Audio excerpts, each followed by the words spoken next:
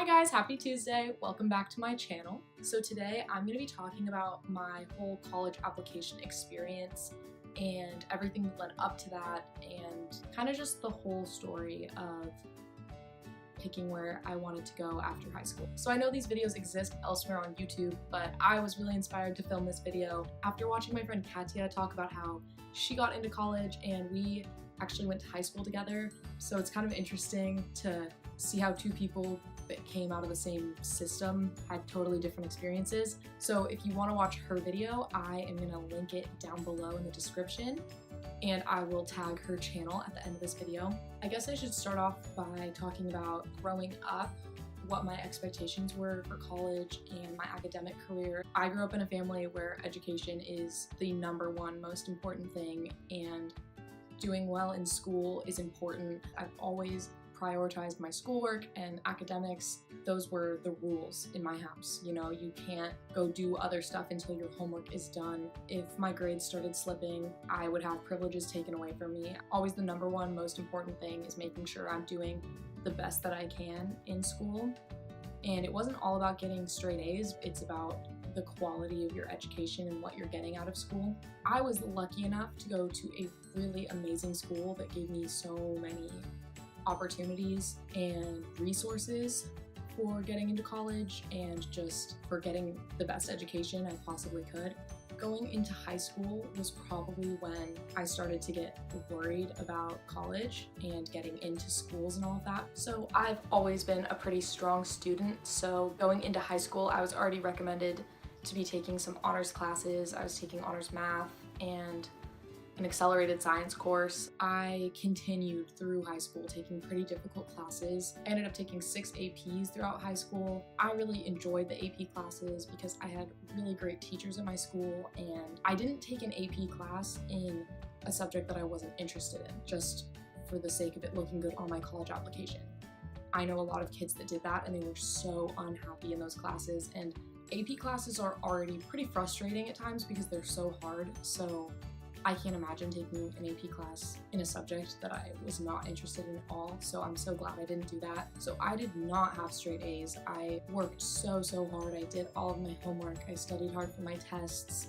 I paid attention in class. I am a very active student, but sometimes in those really challenging courses, you just can't get an A. I did not end with an A in AP World. In my honors English class, my junior year, I had a B, and that was really frustrating for me because English is my favorite subject. I'm an English major now, so I know a lot of kids, it crushes them to get a grade lower than an A, and yeah, of course that's what you're shooting for, but it's just not realistic for it to happen every single time.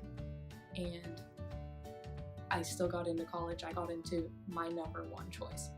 So, as for extracurriculars, I did not do any sports affiliated with my school because I was doing horseback riding, which we did not have an equestrian team at the time that I was there. Every single day I would go to school and go straight to the barn, so there wasn't that much time for me to fit in with much else, to be honest, and I most definitely did not have time to participate in a school sport. But I did do theater, which worked out for me because most of the time was during my school day. I actually started off my freshman year in studio art, and my teacher and I just didn't get along, so I wanted a new creative outlet at school because I needed something to break up all of my hard academic classes, and I didn't know what to take because I've always been doing visual arts, but I just thought that theater might be fun. I thought I'd give it a try, and I just totally fell in love with it. So I kept going my sophomore year through my senior year. I was in a musical my senior year, even though I cannot sing. That was definitely something that I put into my applications because it was a huge part of what brought me joy in high school. I know so many people that focused on their extracurriculars looking good on their college applications, and I didn't do that. I had horseback riding and theater as my extracurriculars, and I did do some community service hours. My school required community service to graduate. I think a lot of high schools do, but I picked stuff that I really enjoyed. I volunteered at a horse rescue, was a teacher's assistant for one of my favorite teachers. You know, I did some other things. I baked cookies for a couple of bake sales and things like that. Like, I wasn't really counting the hours. So that was pretty much my schedule and everything that I was able to list in the parts of the college applications where you're just filling out boxes. Even though I didn't technically have straight A's, the classes that I had B's in I did get a little boost because I only ended up with B's in my AP or honors classes. That worked out well because my GPA was still pretty high. Of course, it was important to me to have good grades as well because the universities that I was looking at going to all required that you were doing well academically. As for test scores, I took the AP exams and the SAT. So I took the AP exams for all 6 of the AP classes that I took because I wanted to be able to have credit when I went into college. I decided to take the SAT instead of the ACT because I had taken a practice SAT at school. I think everyone in my grade was required to take it, and I did really well on it, so I just kind of decided that I knew the format of the test, and if I did well on the practice one, I'd probably do well on the real one. So I signed up and took the SAT 3 times. I actually did not do much prep for it. I know a lot of people took prep courses or used prep books, and those were super helpful for them. I was pretty accustomed to standardized test taking. We did it a lot at my school, and most of the material on the test is not stuff that you can study ahead of time to know what's going to be on there. I knew that I could take a standardized test. The first time I took the SAT, I did pretty well on it. I had not signed up for the essay the first time, and you have to have the essay for the schools that I wanted to get into. I don't know why I didn't do that, but I was confused. So I signed up a second time and took the SAT with the essay, and I ended up actually getting the exact same score on the test as the first time. And I did well on the essay, but it wasn't great, so I signed up for it a third time. I don't know why. I didn't study hard. I honestly didn't study at all, and I did 10 points higher the third time and did a little bit better on the essay, so I got 3 scores I was really happy with. I technically didn't really need to take it 3 times, but it was just kind of a way of having security for me that I would have at least one good test score for me to submit. So I was lucky enough that my high school provided college counselors for every student, so I didn't have to find one myself. They planned a college trip my junior year. This is something that my school does each year with the junior grade, is go and visit colleges, and you get to pick which region of the country you want to go to. And I picked the West Coast because I knew I wanted to stay in California, particularly Southern California, and better yet, San Diego. I went on that trip, and that was all organized by, other administrators in the school, but it was led by the college counselors, and that was extremely helpful. It influenced my decision about which schools I wanted to go to and which schools I didn't, because there's only so much you can get from reading about a school or hearing about a school. It's a totally different experience to be on the campus. I got placed with an amazing counselor. I really loved her. It was really helpful for me because she knew about schools that I'd never even heard of that I ended up seriously considering, and they helped me with writing my essays and meeting deadlines and all of that. As for my actual applications, I only applied to schools in Southern California because I knew I did not want to leave. So I think a huge part of the applications, beyond entering your grades and your test scores and all of that, is writing your essays. So I was advised to start writing my essays the summer before my applications were due. So the summer after junior year going into my senior year. And I did start them I found all of the prompts for the schools I knew I was applying to, and I started thinking about my answers and sort of making bullet notes, but I didn't exactly start writing full-on essays per se, but I was keeping it in my thoughts. The number one thing for me was I didn't want my essays to sound like everyone else's. I wanted there to be something that stood out about me, because these schools get so many applications where people have really great grades and really great test scores and lots of extracurriculars, and there are so many people like that, so I thought, how would you pick one of those people over the other?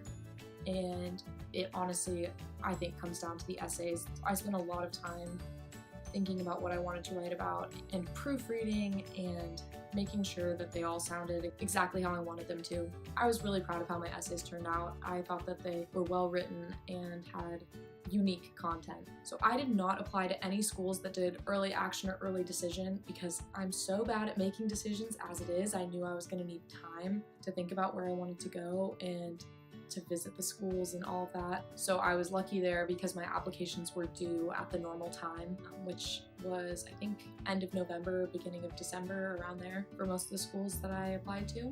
Honestly, finishing those applications was such a relief because I was taking 4 APs my senior year, and I was trying to balance managing all my work for that, my horseback riding, and in my free time, which was not much, trying to get these applications done exactly how I wanted them and on time.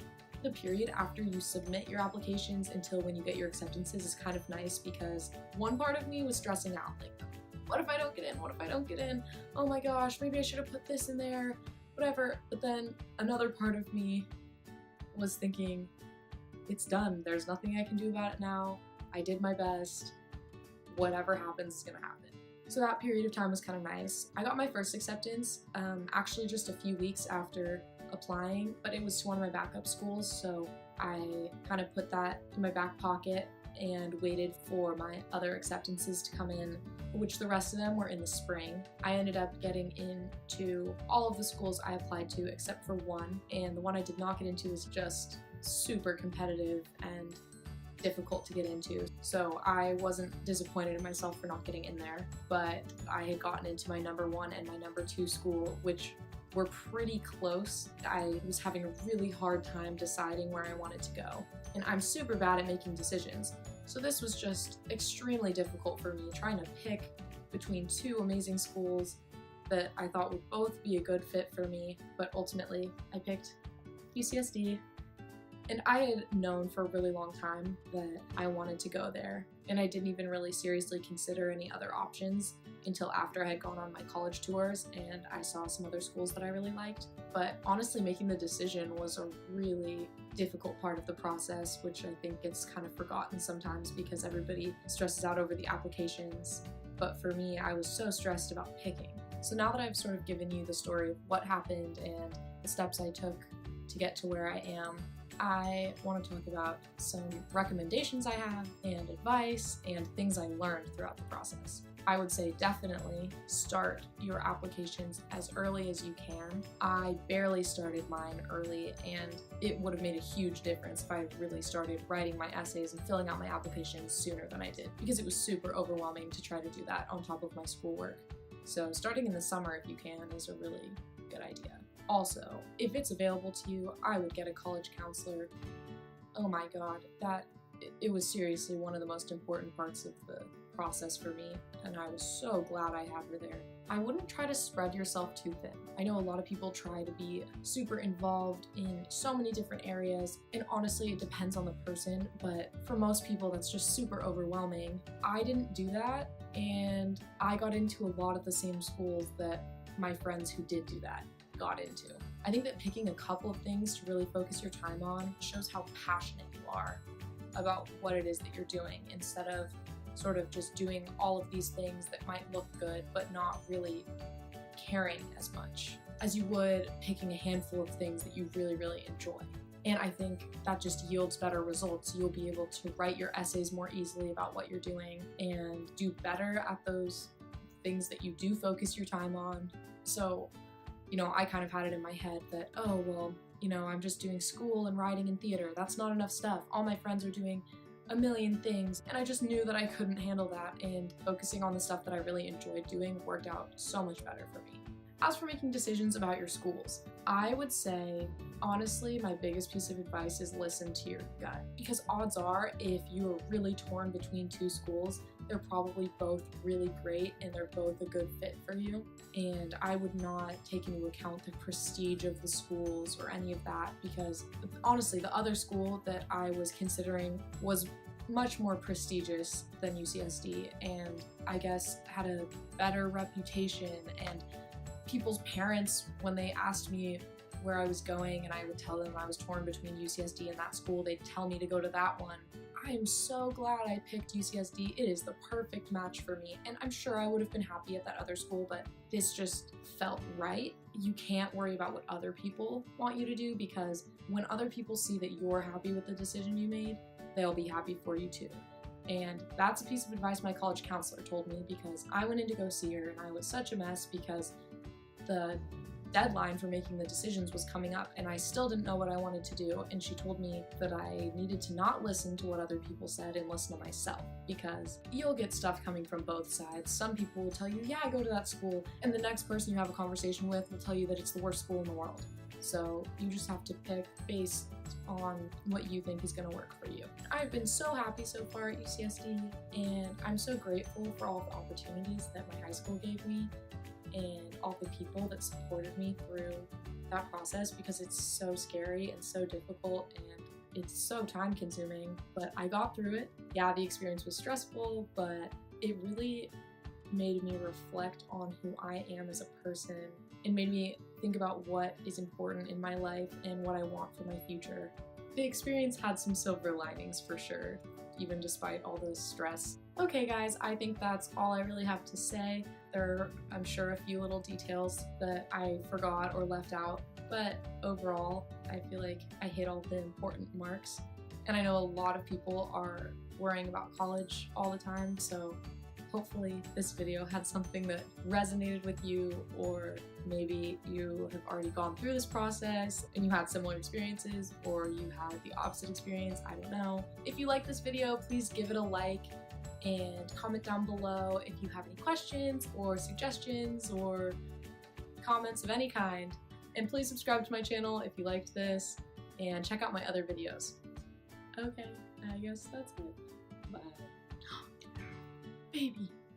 This is Lexi. This is one of my kitties. I have two, my brother and sister, and they just turned 14 this week. They grow up so fast. Bye.